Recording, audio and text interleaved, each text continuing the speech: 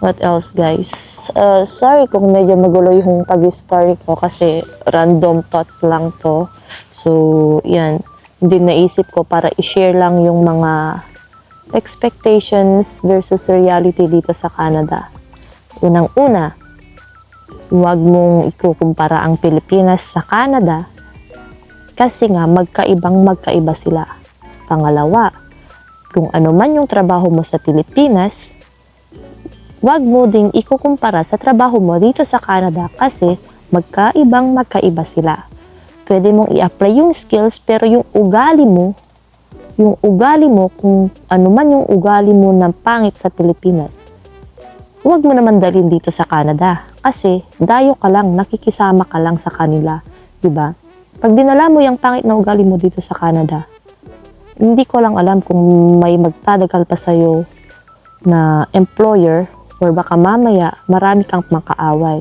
Yes, it's better na yung maging prangka pero watch your mouth din naman. Hindi ibig sabihin na pag prangka ka, go, bira ka na lang ng bira without knowing your environment, kung ano man sila or ganito kung tama. So you need to think first, think twice before you tell the words that you want to say if ever man na prangka ka. Diba? Kung mabait ka, wag naman, alam mo yun, yung sobrang bait kasi is not good din. Kasi pag sobrang bait na at alam mong inaabuso ko na, alangan naman na magiging mabait ka pa rin na alam mo yun, yung ay ganito, okay lang yan. Hindi, you need to speak up din naman. You know naman, once is once is okay, twice is too much. Alam mo yun, yung kasabihan na ganun. Then, third, pag nag-Quebec ka, pag pumunta ka dito sa Quebec, of course, you need to learn French. Hindi sila yung mag-a-adjust sa'yo. Ikaw mismo, nadayuhan ang mag-a-adjust sa kanila. You need to learn day by day, 1 hour each day, okay na yun. Basta, at least may improvement ka lang every day, di ba? Yan, number 4, huwag kang maging maarte sa kahit anumang trabaho mo dito. Kasi once na maging maarte ka or kung dinala mo yung pagka-maarte mo dito sa sa Canada, hindi yan uubra. Kasi pag nag-iinarte ka, mawawalan ka ng trabaho, manghihinayang ka. Nandito ka na nga lang, so anong gagawin mo? Siyempre, mag-evolve din naman. Huwag kang mag-inarte na, kesyo, naguhugas ako, nagmamap ako, bla bla bla. Yun nga yung pinunta mo dito, trabaho, di ba? Yes, the word Canada is, alam mo yun, na, mayayaman yung mga nandun, malalaki yung sahod nila. Ang hindi nyo natatanong sa mga aplikante pa lang dyan or nagbabalak mag-Canada, ito yung reality na hindi sinasabi ng lahat.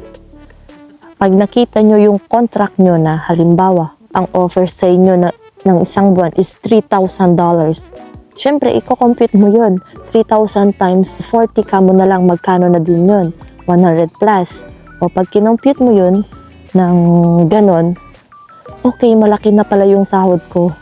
Not knowing na ang sahuran dito is bi-weekly. So, every after 2 weeks, sumasahod ka. So, 3,000 divided by 2, kamo na lang. So, 1,500 ang na-expect mo na ma-receive. No, hindi siya buong 1,500 na makukuha mo. May bi-weekly na tax din dito. So, 1,500, kaltas pa yung mga tax mo. So, pag ganun ang nangyari, hindi siya buong 1,500 na makukuha mo after 2 weeks.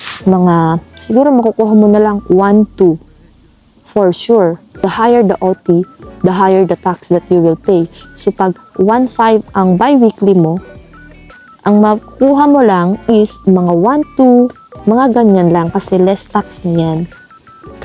And of course, minus yung mga gastos mo pa, yung mga weekly gastos mo, monthly gastos, and of course, hindi lang bi-weekly ang pagkakaltas ng tax dito. Every year din, nagpa-file kami ng tax dito. So, it's either na may ma-receive ka na tax refund or magbabayad ka pa.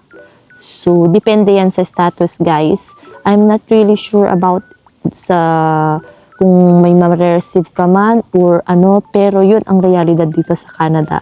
So, pag nakita mo man yung kontrata mo na 3,000 per month or $33 per hour, Oops, yes, malaki, pero may tax pa yan. So, ibig sabihin, hindi mo buong makukuha yung 3,000 na nasa kontrata mo kasi ileles pa yung tax dyan. So, syempre, ang Canada kasi, for family yan. Pero pag ikaw, sa opinion ko lang ha, pag single ka at gusto mong mag-ipon ng pera na hindi mo binabalak na mag-stay sa isang bansa, gusto mo lang mag-ipon, ganyan, I think better go with Singapore or any other bansa na malaki ang sahod. Kasi dito, may tax ka na nga, marami pang gastusin. Diba? Pare-parehas lang din yan kahit saan ka pumunta na bansa. May mga pros and cons. Pero ang Canada kasi, it's for family. Family siya kasi nga, ang daming benefits na nakukuha pag kinuha mo yung buong family mo dito. Noon, hindi ko lang alam ngayon kasi marami ng changes sa government rules. So, hopefully, ganun pa rin naman. Pero, yun nga lang, ang Canada is for family talaga. Kasi, nalilibre pati yung mga education ng mga anak mo dito. May mga allowance pa sila na na-receive from government. Maraming mga benefits pag family ang nagpunta dito. Not unlike pag single na nagbabayad ka na nga ng tax. Yun nga. Maliit pa nga yung nakukuha mo na sahod dahil nga sa tax. End up na, yun nga, medyo madidismaya ka sa part na yun. Pero when it comes to nature, ay wala akong masasabi sa nature ng Canada, as in sobrang ganda. Ganda ng view, lahat-lahat maganda.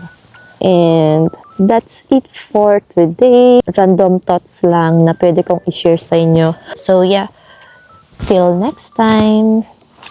Bye! Bonne journée!